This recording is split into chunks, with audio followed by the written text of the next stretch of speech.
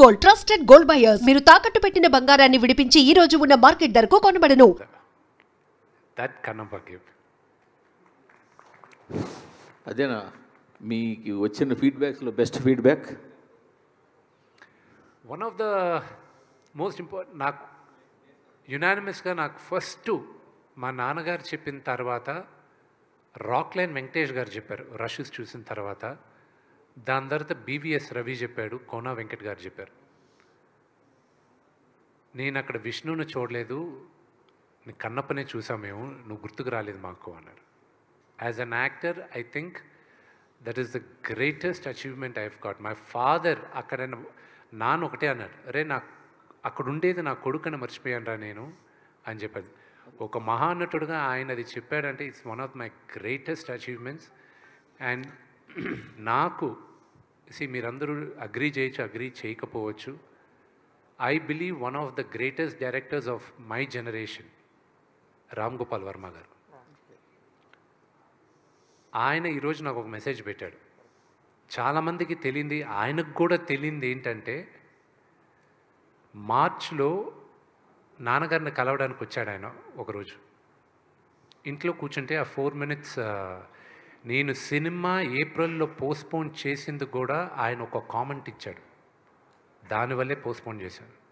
మార్చ్లో ఆయనకి ఆ 4 minutes మేకింగ్ రిలీజ్ చేసింది చూపించాను. చూపించిన తర్వాత నాన్నగారు అందరూ చేసిన తర్వాత బీవీఎస్ రవి అన్నాడు, సార్ నేను సినిమా మొత్తం చూశాను సార్, ఎక్స్ట్రాడినరీ సార్, గ్రాఫిక్స్ లేకుండా చూశాను సార్, అది కానీ వస్తే మాత్రం నెక్స్ట్ లెవెల్ సార్ మూవీ అది ఇది. రాము గారు ఒక మాట అన్నారు, ఇంత జాగ్రత్త తీసుకున్న విష్ణు గ్రాఫిక్స్ వదులుతాడు, అది కూడా ప్రమాణంగానే ఉంటాయిలే అన్నాడు. ఆ భయానికే నేను అది పోస్ట్పోన్ చేసేసాను. You know this is no way I can do it అని. ఈ రోజుకి కూడా టెక్నికల్గా మా డైరెక్టర్కి, ఎడిటర్కి, నాకు మేము సినిమాలో చాలా అద్భుతమైన సీక్వెన్సెస్ సాక్రిఫైస్ చేసాం. బికాజ్ మేము అనుకున్న లెవెల్కి విఎఫ్ఎక్స్ రాలేదు. కానీ ఇది నాకు ఒక గుణపాఠం, ఇది పెద్ద గుణపాఠం. I will never repeat that mistake again. But cinema చూసేటప్పుడు చాలామందికి అది తెలియలే. అందుకే మేమందరం ఈరోజు మార్నింగ్ ఎడిటర్ మేము కూడా చూసుకొని ఎవరు పట్టించుకోలేదు అవన్నీ కరెక్ట్గా అక్కడ వెతుకుతారు. ఇంక ఇప్పుడు అది 2 weeks తర్వాత చెప్తాను. అది మీరు ఎతికినా మీకు దొరకదు. ద రీజన్ ఎందుకు దొరకదో కూడా చెప్తానండి. The narration of the movie is very strong. One of my favourite scenes Sarath Kumar గారికి నాకు జరిగిన ఒక కాన్వర్జేషన్, ఒక ఫాదర్ సన్కి అప్పగింతలు ఇచ్చేది. ఆ సీక్వెన్స్ని రాసుకునేది ఎప్పుడంటే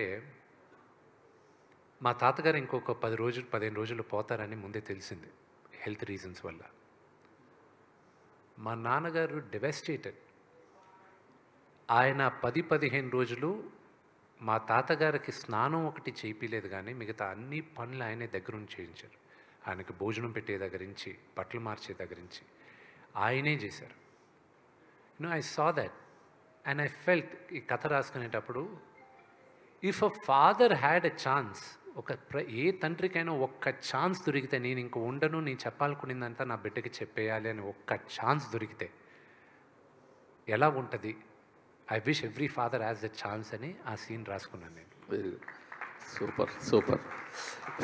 ఇంకొక ఈ సినిమాకి సంబంధించిన ఒక ప్రౌడ్ మూమెంట్ అంటే ఫస్ట్ టైం మేము ఇన్ రీసెంట్ ఒక లాస్ట్ 5-6 ఇయర్స్లో ట్రాలర్స్కి మీరు ఒక మూమెంట్ కూడా దొరకకుండా ఈ సినిమాని ఇవ్వడం.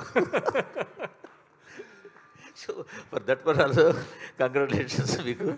వాళ్ళకి ఎక్కడ మీకు ఛాన్స్ ఇవ్వలేకపోయారు. అది కేవలం శివలీలండి. Last there are some flaws in the movie, లేకుండా లేదు. మేము ఎన్ని కప్పిపుచ్చాలన్నా కూడా 1-2 ఫ్లాస్ ఉన్నాయి. కానీ అందరూ మమ్మల్ని ఎందుకు ఎక్స్క్యూజ్ చేశారో కూడా చెప్తాను. Only reason they excused is because they all fell in love with the last 1 hour. ఎప్పుడు సరే అందరూ ప్రభాస్ గారు వచ్చిన తర్వాత సినిమా మారిందంటున్నారు, అక్కడ కాదు మారింది సినిమా. శరత్ కుమార్ గారు నన్ను పిలిచి, నేను వెళ్తూ టక్కన ఆగి శరత్ కుమార్ గారు ఎదురుగా నిలబడతారు. మా ఇద్దరు కాన్వర్జేషన్ ఉంది చూడండి, అక్కడి నుంచి మీరు కనెక్ట్ అయిపోయారు సినిమాకి.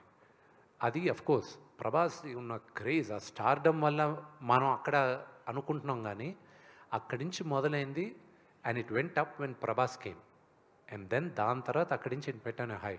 సి నేను బాగా చేశానని మీరు అందరూ అంటున్నారు, I'm getting lot of praise. 20 సంవత్సరాల తర్వాత 21 సంవత్సరాల తర్వాత మధ్యలో చాలా బాగా చేశానన్నారు అందరూ, everybody loved me an the character. But on